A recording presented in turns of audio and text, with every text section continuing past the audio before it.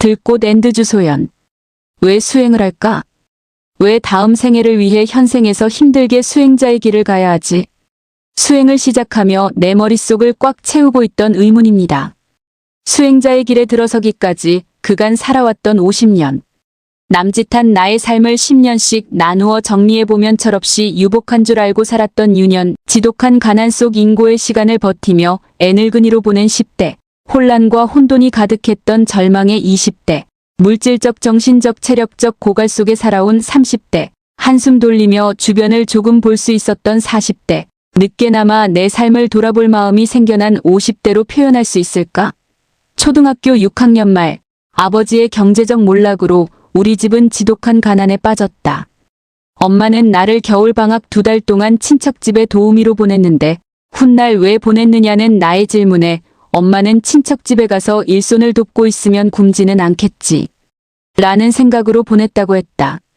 중학교에 진학할 때는 정상적인 중학교에 보내기 어려우니 전수학교에 가거나 낮에 일하고 밤에 학교를 다니는 것이 어떠냐 고 하셨다. 나는 단호하게 중학교에 갈 것이라고 주장했고 언니는 고등학교 진학을 하지 못한 채 양장기술을 배우러 서울로 떠났다. 그 후 엄마는 집안의 모든 것을 내려놓고 생활전선에 뛰어드셨고 집안일은 고스란히 내 차지가 되었다. 학교를 마치면 어린 동생 4명을 돌봐야 했고 엄마의 장사 일을 도와야 했다. 주말이면 목욕대야에 한가득 쌓인 빨래는 한나절을 해도 끝나지 않았다. 집안이 어려워진 뒤로는 한 번도 옷을 사달라거나 용돈을 달라고 해본 기억이 없다. 엄마가 힘들까봐 내 처지가 드러나지 않도록 애써 밝고 명랑하고 당당하게 살려고 노력하면서 나의 욕망을 절제하고 참고 견디며 살았던 것 같다. 고등학교 진학을 앞두고 가정 방문을 온 담임 선생님은 집안 사정을 살펴보시고 인근의 실업계 고교인 오여자상업고등학교 진학을 권하셨다. 동생도 많고 형편도 어려우니 실업계 고교에 진학해서 3년 장학생으로 공부하고 빨리 돈을 벌어 집안을 도우라는 것이었다. 그 즉시 나는 전 인문계 고등학교에 갈 겁니다. 라고 말하고 그 자리에서 뛰쳐나왔다. 어려운 형편 때문에 언니가 고등학교 진학을 포기한 터라 우리 집에서 처음으로 고등학교에 다니게 된 나에게 아무도 관심을 갖거나 조언을 해주지 못했다. 지금 돌이켜보면 나의 여고 시절은 참 고달프고 좌절도 많았지만 당시 선생님들을 통해 비전과 희망을 얻었던 것 같다. 고3 때 518을 겪으면서 참고로 나는 유네스코 세계문화유산으로 등재된 518 여고생 일기의 주인공이다. 나의 정체성이 통째로 흔들렸고 암울한 사회에 대한 비관과 기득권자 화이트 칼라에 대한 염증으로 대학 진학을 포기하려 하기도 했다. 어찌됐든 대학에 진학하게 된 것은 참 다행스러운 일이다. 내가 학부를 마친 전남대학교 사범대학은 납부금이 저렴하고 국공립교사 발령을 보장한다는 것이 장점이었으며 어려운 집안 형편상 스스로 학비를 벌어야 했기에 수학교육과를 선택했다. 서슬이 펄었던 5공화국 시절 과외 금지령에도 불구하고 새벽 5시부터 밤 11시까지 아르바이트를 해서 번 돈을 한 푼도 쓰지 않고 엄마에게 드렸고 성적 우수 장학금을 받지 못하면 납부금을 내야 한다는 심적 부담을 늘 안고 살았다. 518 당시 도청에 있었던 것과 함께했던 사람들을 뒤로하고 살아있다는 죄책감 때문에 사회에 대한 분노를 표현할 수도 말할 수도 없었고 회피조차 하지 못했다. 아마도 이러한 심적 갈등과 부담이 이후 내 삶을 오래도록 괴롭혔던 것 같다. 대학 생활은 20대의 혼란을 그대로 반영하듯 좌충우돌이었으나 부모님께는 우리 집의 첫 대학생 효녀 장학생이라는 큰 자랑이었고 동생들에게는 꿈을 품게 하는 단초가 되었다. 마음의 짐을 내려놓을 길을 찾아 대학 4학년 때 대학생 성경읽기 선교회 UBF의 한 계파인 SBF에 들어가 열심히 성경 공부를 했으나 답을 찾지 못했고 한때 이상한 종교 집단에 잠시 머문 적도 있었으나 비논리적인 사고체계를 도저히 이해할 수 없어 그만두었다. 대학 졸업 후 교사로 발령받고 전라도 처녀와 경상도 총각이 만나 결혼한 뒤 10수년간 주말 부부를 반복했다. 쉽지 않은 결혼 생활과 출산, 시댁의 몰락과 사기로 파산 직전까지 내몰린 가정. 경제 속에서 마음 놓고 숨조차 쉴 수가 없었다. 어려운 경제 사정을 회복하기 위해 밤이면 졸린 눈을 비벼가며 열심히 문제집을 썼다. 너무나 바쁘고 힘든 삶 속에서 아무런 생각도 할 수 없이 살아남기 위해 발버둥치며 30대를 보냈다. 이런 와중에도 교사로서의 나는 학생들이 잘 따르는 편이었고 가르치는 일에서 보람과 재미를 느끼며 대체로 수월하게 해나가고 있었다. 수학사랑 저널 편집장과 수학교사 모임 사무국장을 겸임하고 전국으로 수학교육 강의를 다니면서 수학교사로서도 인정을 받았다. 그런데 40대 중반에 접어들면서 아이들과 소통이 잘 되지 않는 것 같았고 아이들과의 거리감이 커질수록 교직에 대한 매력도 떨어졌다. 교직을 전환해야 할 시점이 되었다고 생각하고 장학사로 전직하게 되었다. 40대 중반에 들어서야 비로소 조금 안정된 삶을 찾고 지난 과거의 힘든 기억은 마음 깊은 곳에 묻었다. 50을 넘어서는 과거에 힘들었던 삶을 까마득히 잊고 현실에 안주하며 그저 평온하게 살고 있었다. 그런데 친정 동생인 서남당 선생님이 언니 수행을 한번 해보는 것이 어때요?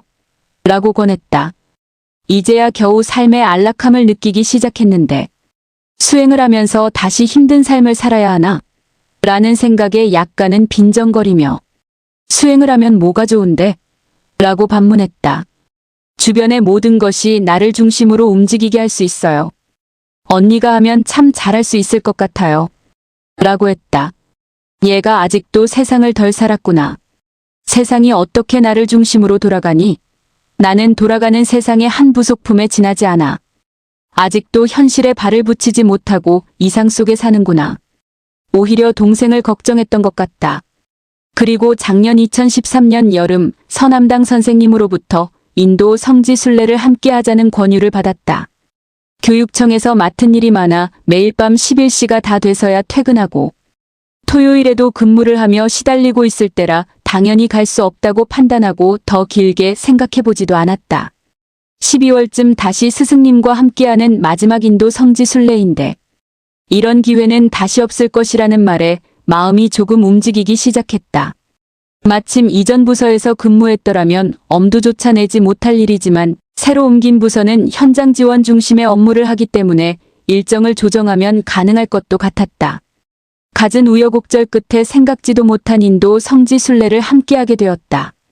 성지순례에서 선배 도반님들과의 대화를 통해 많은 의문을 갖게 되었다. 그러면서 결국에는 나도 수행을 하게 되겠구나. 라는 막연한 생각과 내 삶에 또 한 번의 전환이 찾아올 것이라는 예감을 마음에 품고 순례를 마쳤다. 그때까지만 해도 퇴직 후의 삶을 생각해 평생교육이나 청소년 심리상담 분야로 박사과정을 밟으려 했었는데 그 생각을 접고 2014년 5월 수행자의 길을 택했다. 매주 서울에서 목포까지 가야 한다는 것이 자신 없었으나 삶에 대한 의문을 해결하기 위해 마음을 다잡고 스승님께 전화를 드렸다. 흔쾌히 승낙해 주셨다. 2014년 5월 17일부터 매주 토요일을 온전히 나를 위한 시간으로 정하고 목포를 향한다. 내 생애의 온 하루를 나 자신을 위해 써본 적이 단 한 번이라도 있었던가. 수행을 시작한 지 한 달이 될 무렵부터 집에서 수행할 때 문제가 생겼다. 가슴에서 울컥울컥 울음이 올라오고 원인 모를 눈물이 계속 흘렀다.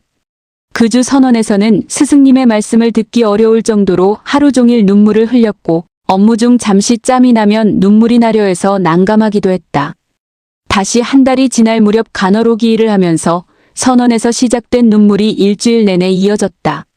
처음에는 과거의 내 모습이 하나하나 떠오르며 감정을 표출할 줄 모르고 울음소리 한 번 내지 못했던 내 모습이 안쓰럽다는 생각이 들었다.